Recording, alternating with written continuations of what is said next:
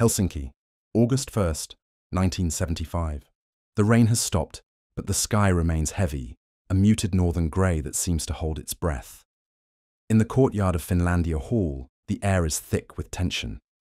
Not the tension of armies or artillery, but of history itself shifting under the weight of expectation. Motorcades glide through the streets. Cameras click like distant insects. Journalists whisper into microphones as if any louder and the moment might break. Inside, a long white table stretches beneath bright lights, and around it sit the most powerful men on earth. Gerald Ford of the United States, Leonid Brezhnev of the Soviet Union, Helmut Schmidt of West Germany, Erich Honecker of East Germany, leaders from every corner of a divided Europe. 35 nations. One room, one hope, or perhaps one desperate attempt to reduce the danger of a Cold War that could ignite at any moment. But among these giants, one figure represents something different.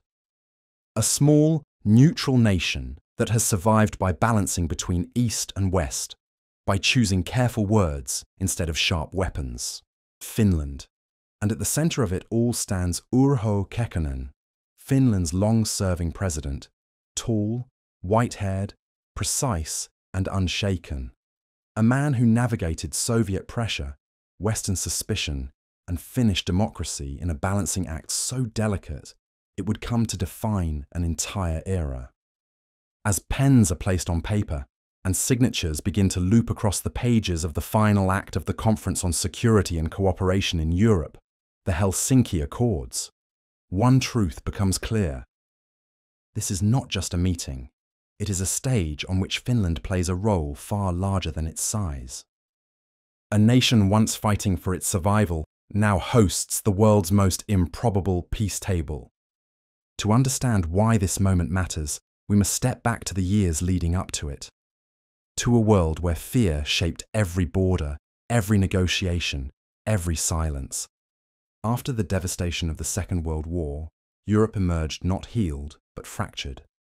The continent split into two worlds. The West, led by the United States and NATO allies, democratic, capitalist, wary of Soviet expansion. The East, under the Soviet Union's sphere, communist, centralized, fortified behind the Iron Curtain. Between them stretched a geopolitical fault line that could erupt at any moment. Nuclear stockpiles grew, spy networks expanded. Each political misstep carried the possibility of catastrophe. The Cold War was not simply a rivalry. It was a constant, humming fear. Even nations that wanted neutrality felt the pressure of choosing sides. And for Finland, sharing a long, vulnerable border with the Soviet Union, the stakes were even higher. Finland could not afford a wrong move. Not militarily, not diplomatically, not politically. But instead of collapsing under pressure, Finland developed something rare. A foreign policy built on balance, neutrality, and strategic calm. A way of surviving next to a superpower without surrendering its identity. Some called it creativity, others called it compromise. History would call it something else entirely, Finlandization, a word that would grow controversial, but would also explain how a small nation protected its sovereignty in the shadow of a giant. And it would be this unique position, neither aligned with NATO nor absorbed by the Soviet bloc, that made Helsinki the only place where East and West could sit at the same table. Throughout the late 1960s and early 1970s, whispers of a European Security Conference circulated among diplomats. But every attempt to organize one broke down over suspicion. The Soviets feared Western interference in the Eastern Bloc. The West doubted Soviet sincerity about human rights. Eastern Europe feared losing control. Western Europe feared escalating conflict. A location for such talks had to be neutral, trusted, stable, and most importantly, acceptable to both superpowers. Only one place fit that description: Finland. Under President Kekkonen's leadership, Finland had become a skilled mediator, a nation respected by the Soviets, tolerated by the Americans, and able to speak in a voice that did not threaten either side. And so, step by step, meeting after meeting, the idea took shape. By 1975, Helsinki was chosen not out of convenience, but because of something deeper. Finland symbolized possibility, the possibility of dialogue in a world that spoke mostly through threats. And on that warm August morning, as world leaders gathered under one roof, something extraordinary happened. The Cold War paused. If only for a moment the temperature of history shifted, but before the signatures, before the cameras, before the speeches in Helsinki, the world had to survive decades of fear, mistrust, and quiet diplomacy to understand how Finland ended up in the center of the Cold War's greatest peace effort. We must uncover the forces that shaped Europe and the delicate balancing act that defined Finnish politics. To understand why the Helsinki Accords mattered, we must first understand the world they tried to calm. Because before Finland welcomed the great powers to its northern capital, Europe was a continent carved into two realities, two visions of the future, two versions of truth, two armed camps separated not just by borders, but by ideology. It was a division so deep that even peace was dangerous. After World War II ended, Europe lay in ruins, cities bombed, economies shattered, millions displaced. But even before the rubble settled, a new confrontation began to rise. Winston Churchill famously warned that an iron curtain had fallen across the continent. On one side, Western democracies supported by the United States on the other, the Soviet-controlled Eastern Bloc. This divide was not just political, it was psychological. Every border crossing became a point of tension. Every movement of troops, a signal. Every negotiation, a test of trust that rarely held. Between the two sides stood tens of thousands of nuclear warheads, a balance of terror that held peace hostage. Europe was quiet, but it was not calm. By 1949, NATO was formed, a military alliance designed to counter Soviet influence. The Soviet Union responded with the Warsaw Pact, binding Eastern Europe into its strategic orbit. Two alliances, two armies, two potential fronts for a war no one could survive. For decades, the Cold War was fought in shadows, espionage battles in Berlin, proxy conflicts in Korea and Vietnam, arms races across oceans, propaganda wars through radio broadcasts, covert operations in political systems worldwide. Peace was fragile. War was unthinkable. Yet both felt possible at any moment.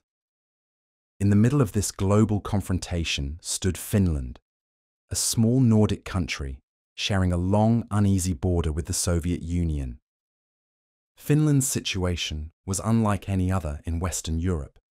It had fought the Soviet Union during the Winter War and Continuation War. It had preserved its independence, but at a high cost. Its foreign policy from the 1940s onward had to walk a razor's edge. Finland could not provoke Moscow, nor could it surrender its democracy. What emerged from this complex reality was a policy that came to define the era: neutrality with caution, often mischaracterized, sometimes misunderstood. This approach allowed Finland to remain independent, democratic, and Western-leaning, while maintaining peaceful relations with the Soviet Union. This balancing act would later be labelled by foreign observers as Finlandization, a term sometimes used critically, sometimes respectfully, but always pointing to the same truth. Finland survived because it spoke carefully in a world screaming for sides. And in the 1960s and 70s, this cautious neutrality became an unexpected diplomatic strength. By the late 1960s, both the United States and the Soviet Union realized that their confrontation had reached a dangerous equilibrium. The nuclear arms race strained economies. Proxy wars drained political will. public pressure grew to reduce tensions. This period became known as détente, a strategic relaxation of Cold War hostility. The superpowers began searching for diplomatic avenues to avoid catastrophe. Europe, divided, tense, and essential, needed a new framework for security. But where could these talks happen? Washington and Moscow would never agree to gather in the other's territory. NATO and Warsaw Pact nations were viewed with suspicion by the opposing side. Even neutral countries like Austria or Switzerland carried political baggage. Only one nation had a unique combination of a functioning democracy, a neutral reputation, a peaceful relationship with the Soviet Union trust from Western nations. No direct colonial or alliance agenda. Only one place could realistically host both sides at the same table: Finland. President Urho Kekkonen saw an opportunity long before others did. Finland, he believed, could become not just a neutral nation, but a platform for peace, a place where superpowers could speak without fear, without posturing, without military pressure. Behind closed doors, he pushed the idea steadily. Private conversations with Soviet leadership, quiet diplomatic signals to the West, careful assurances to Eastern European capitals. A consistent message: Finland could be trusted. Step by step, the idea grew. By the early 1970s, the Conference on Security and Cooperation in Europe, CSCE, was no longer a distant plan. It was an emerging reality. And Helsinki, almost inevitably, became the chosen location. To the world, this would appear as a diplomatic summit. But beneath the surface, the stakes were enormous. Could Europe agree on respecting borders drawn after World War II? Would the Soviet Union accept human rights language in the Accords? Would NATO nations recognize Eastern Europe's political systems? Could Eastern and Western Europe trust each other enough to sign anything meaningful? The Helsinki Accords would not end the Cold War, but they could prevent it from getting worse. And for a moment in history, perhaps the most fragile moment of the era, Finland held the responsibility of keeping both sides at the table. Helsinki became the place where history would attempt to slow its pace. But the road to Helsinki was not smooth. Negotiations were long, complicated, and often tense. Before the world leaders gathered in Finlandia Hall, diplomats spent years arguing over every paragraph, every word, every comma. And each of those debates revealed just how divided Europe truly was. Before the cameras flashed in Helsinki, before the speeches and signatures, before the world applauded a moment of rare cooperation, the Helsinki Accords were simply an idea, fragile, contested, and constantly at risk of collapsing. What the public saw in 1975 was a grand event. What diplomats experienced from 1972 onward was a battlefield made of words. Every sentence, every phrase, every comma. For 3 long years, the Conference on Security and Cooperation in Europe became a test of endurance. A negotiation conducted not with armies, but with patience, mistrust, and careful calculation. When negotiations officially opened in Helsinki in 1972, the participants quickly realized the complexity ahead. To make progress, they divided the agenda into 3 main components, soon nicknamed the 3 baskets. This basket dealt with the heart of Cold War tensions: territorial integrity, recognition of borders, non-intervention in internal affairs, sovereign equality. For NATO and the Warsaw Pact, every sentence risked implying betrayal or weakness. Less controversial, but still delicate. Trade, technology exchange, environmental protection, industrial cooperation. The Soviet bloc wanted access to Western technology. The West wanted transparency, the most explosive basket. This included freedom of speech, freedom of the press, freedom of religion, right to emigrate, cultural and educational exchange. For the Soviet Union and Eastern Europe, these demands struck at the core of their political systems. Yet without Basket 3, Western nations refused to sign anything, and so negotiators entered a diplomatic storm. Inside conference rooms in Geneva, where most of the work moved after Helsinki, the atmosphere at times felt colder than the political winter outside.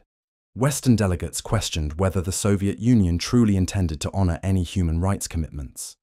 Eastern delegates wondered whether this was a Western plot to undermine their sovereignty. Northern Europeans worried about Soviet influence. Southern Europeans worried about American dominance. Small nations worried about being drowned out entirely. At one point, a frustrated diplomat remarked, "We are trying to define peace in a room full of people who do not trust each other." And yet, the talks continued, hour after hour, month after month, year after year. Because despite the suspicion, there was something both sides wanted: a way to prevent the Cold War from spiraling into a disaster no one could control. Throughout these tense negotiations, Finland was more than a host. It was the neutral ground holding the process together. Finnish diplomats worked quietly, easing disagreements between Eastern and Western blocs, offering alternative wording when phrases became politically toxic, mediating when delegations threatened to walk out, maintaining a sense of calm when negotiations froze. President Kekkonen, with his reputation as a master of balance, used Finland's unique position to nudge both sides forward. Finland was not powerful. It could not force agreements, but it was trusted. And in diplomacy, that is a rare form of strength. When discussions hit impasse, Finland proposed revised phrasing. When political tempers rose, Finland hosted informal dinners to lower tension. When communication faltered, Finnish intermediaries translated not language, but intention. This quiet role would later be acknowledged by diplomats as the glue that prevented the CSCE from falling apart. As negotiations progressed, the greatest conflict erupted around human rights. Western nations demanded strong, explicit commitments: the right to travel, the right to emigrate, the right to practice religion, the right to read, write, and speak freely. The Soviet Union and its allies pushed back fiercely.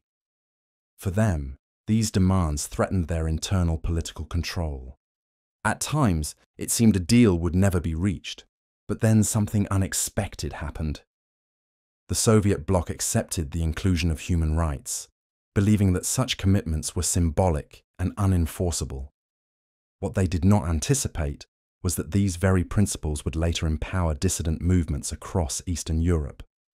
In a twist of history, the Helsinki Accords planted the seeds that would one day help dissolve the very system the Soviets sought to protect. But that realization came years later.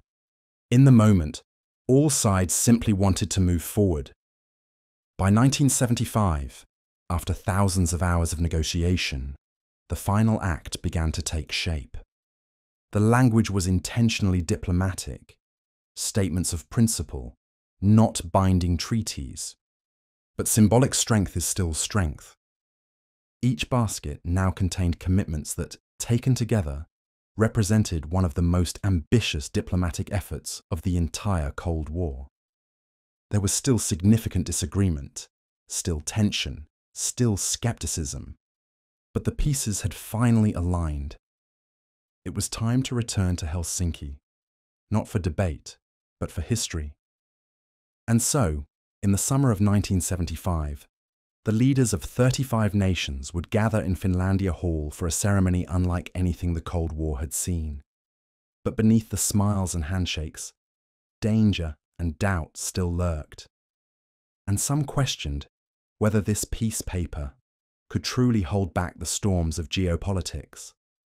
By July 1975, Helsinki was no longer a quiet northern capital. It was the center of global diplomacy, a crossroads where East and West agreed, for the first time in decades, to sit down as equals.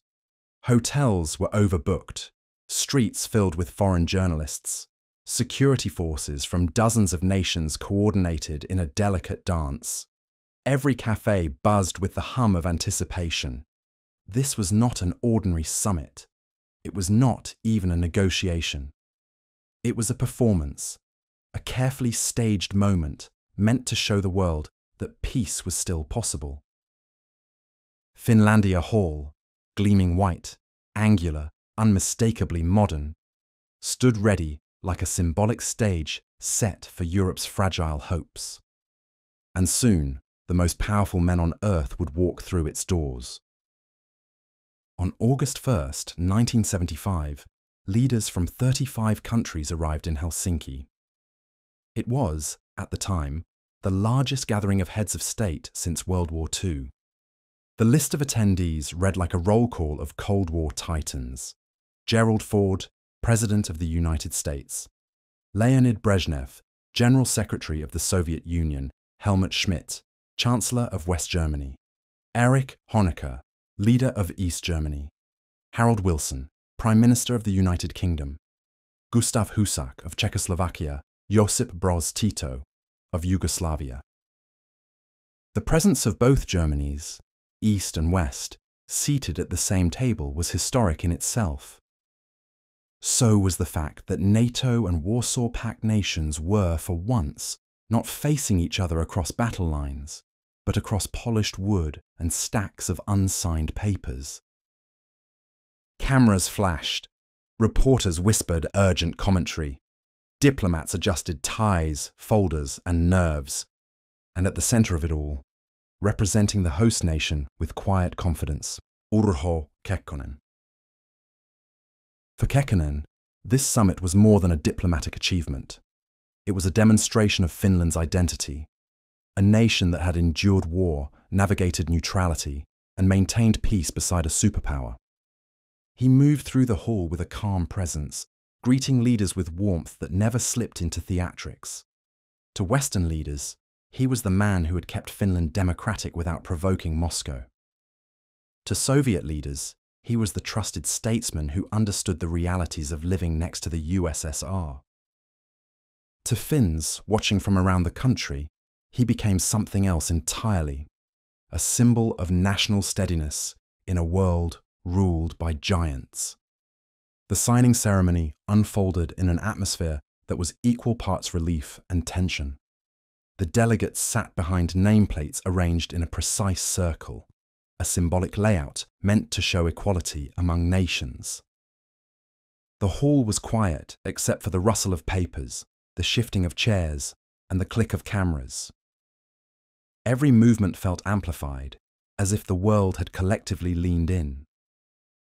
Brezhnev spoke with the slow, confident tone of a man who believed the Accords legitimized Soviet influence in Eastern Europe. Ford emphasized human rights, knowing that some Americans feared he was giving too much recognition to the Soviet sphere.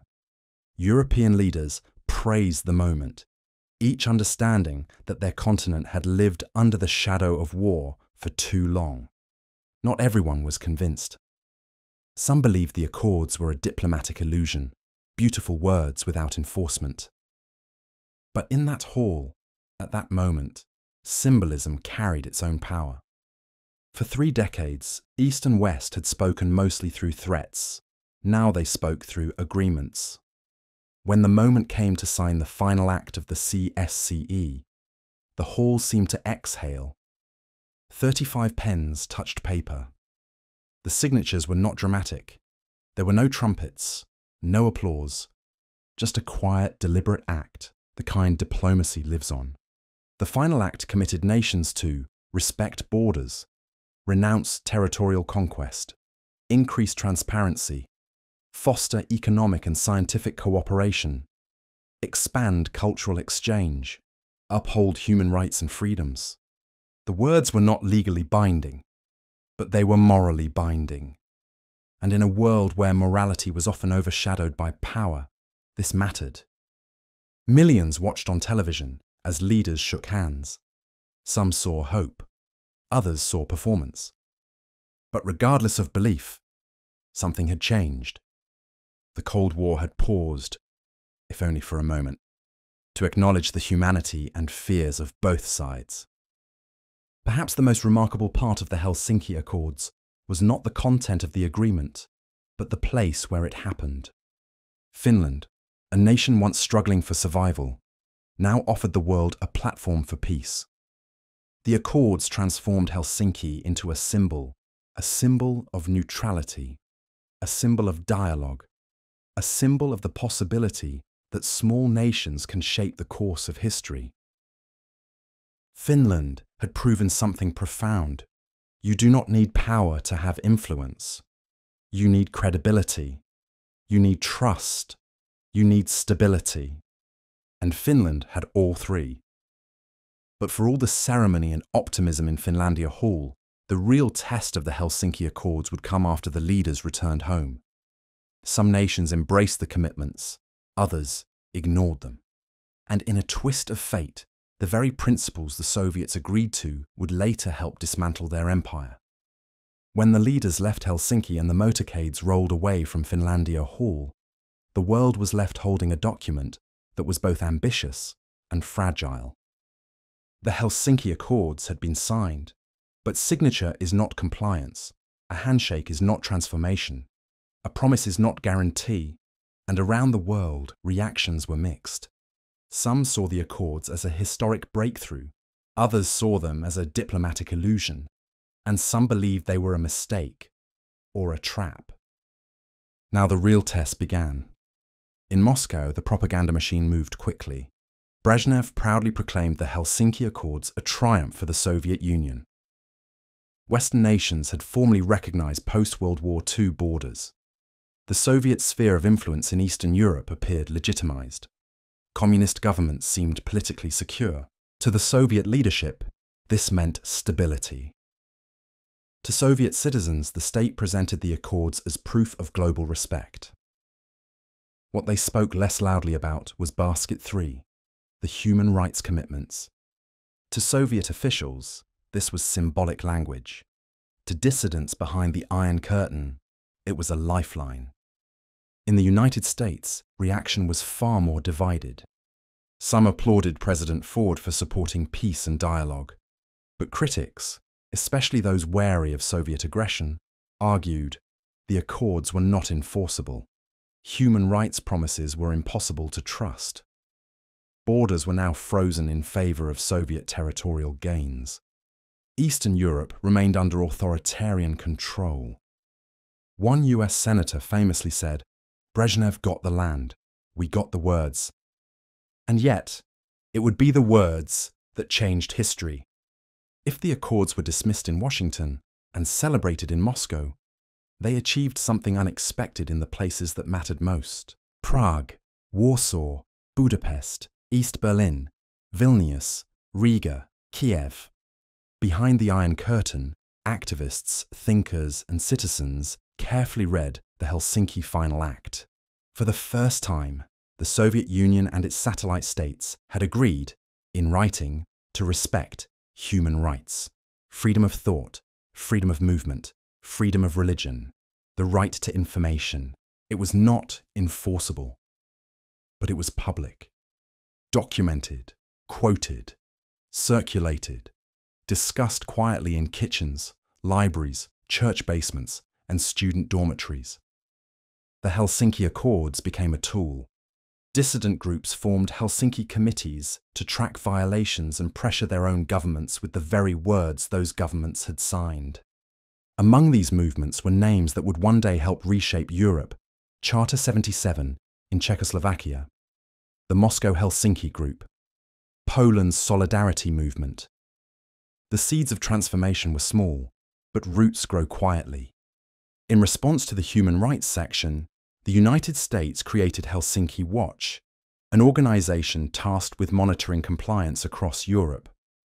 This group would eventually expand and evolve into one of the most influential human rights NGOs in the world, Human Rights Watch. This was perhaps the greatest irony of the Helsinki Accords. A document that the Soviet Union believed would secure its influence instead helped build global systems that highlighted its abuses. The Accords had opened a door the Kremlin never intended to open. As the consequences of the Accords spread across the world, Finland's reputation grew stronger. The country was no longer seen merely as a small state caught between East and West. It was now recognized as a host of diplomacy, a stabilizing force in Europe, a nation whose neutrality had global impact, a place where adversaries could meet without ammunition or propaganda. This new identity would shape Finland's foreign policy for decades. Helsinki became shorthand for dialogue, for balance, for peace. It is no exaggeration to say that the Helsinki Accords permanently elevated Finland's role on the world stage. Despite their symbolic power, the Accords did not resolve the deeper conflicts. The Soviet invasion of Afghanistan would follow in 1979. NATO would deploy new missile systems in Europe in the 1980s. Proxy conflicts continued. Espionage intensified. But something had changed. The idea of Europe as a permanent battlefield began to fade. Trust, however small, had been introduced. Dialogue, even tense dialogue, had become normal.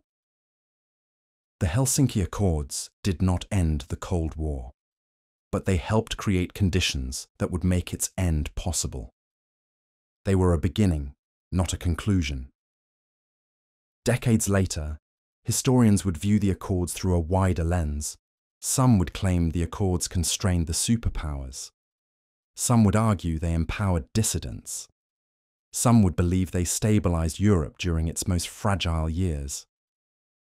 All would agree on one thing: the Helsinki Accords mattered, not because they solved everything, but because they changed the trajectory of a divided world.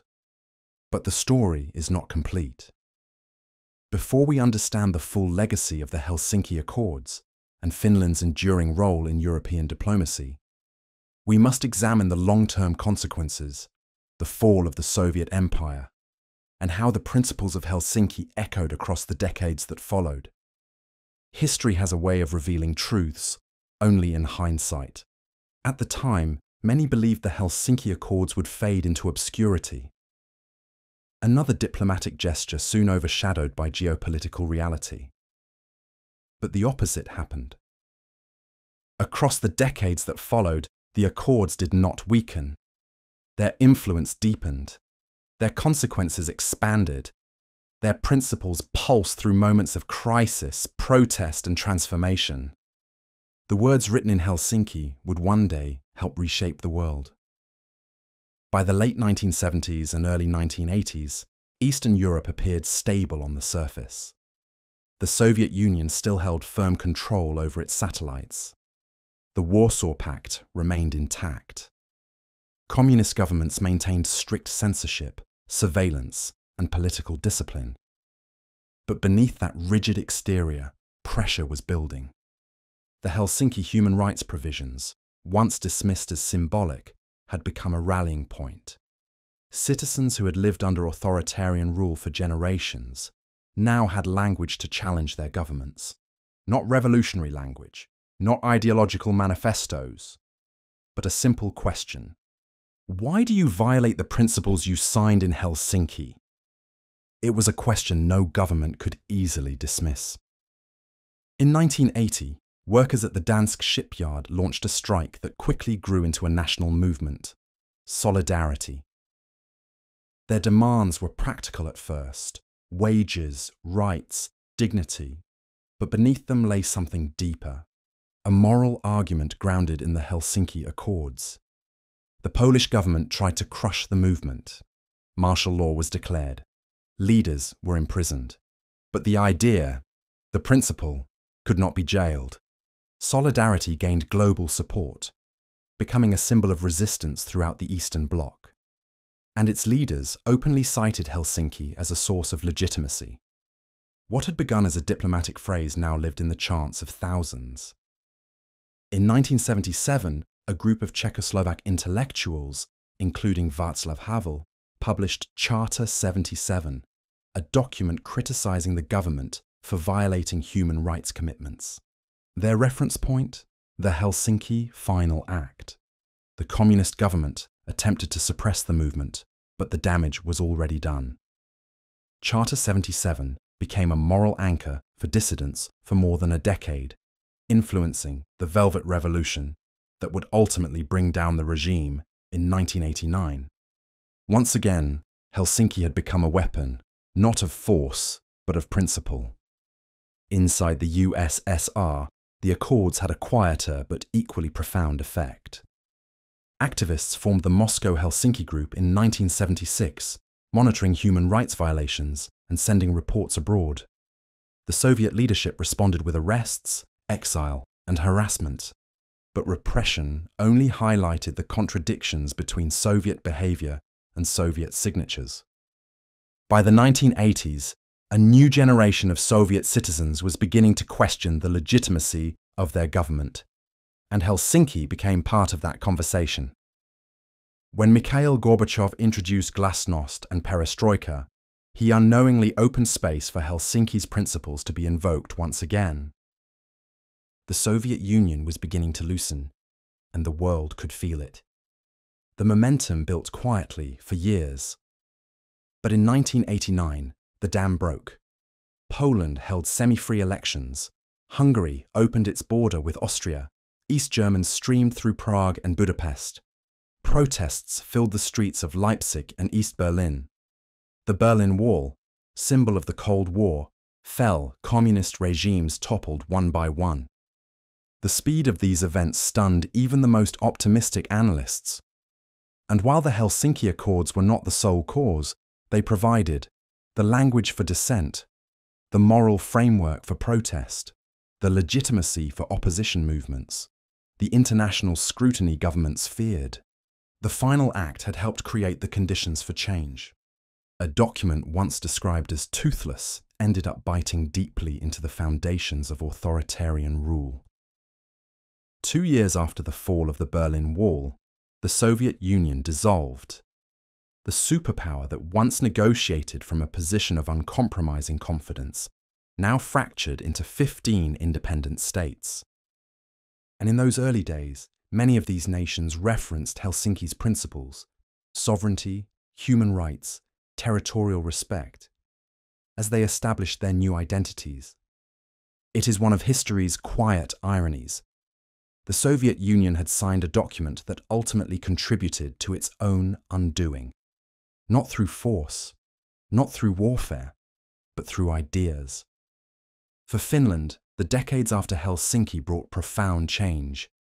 Freed from the constraints of the Cold War, Finland accelerated its integration with the West, joining the European Union in 1995, strengthening its economy, modernizing its society, building a reputation as a diplomatic mediator. And yet, Finland never abandoned the identity the Accords had reinforced, that of a bridge builder, a nation committed to dialogue even in difficult times. Helsinki remained a symbol of calm in a world that often forgot how to speak without shouting.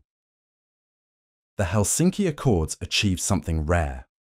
They changed history not by force, but by agreement. Today, international organizations, human rights groups, and diplomatic institutions still reference the principles set in Helsinki. The Organization for Security and Cooperation in Europe, OSCE, which evolved from the CSCE, continues to monitor elections, mediate conflicts, and uphold the spirit of those 1975 commitments. The legacy of Helsinki is not a single moment, but an ongoing reminder that peace is built slowly, through words, trust, and the belief that even enemies can sit at the same table. But to understand the full weight of this history, we must step back from the global stage and look once more at Finland, at what the Accords meant for a small nation that dared to host the world, and how this moment still echoes through Finnish identity today. When the world talks about the Helsinki Accords, the focus often falls on superpowers: the United States, the Soviet Union, the shaping of Europe, the stirrings of human rights movements.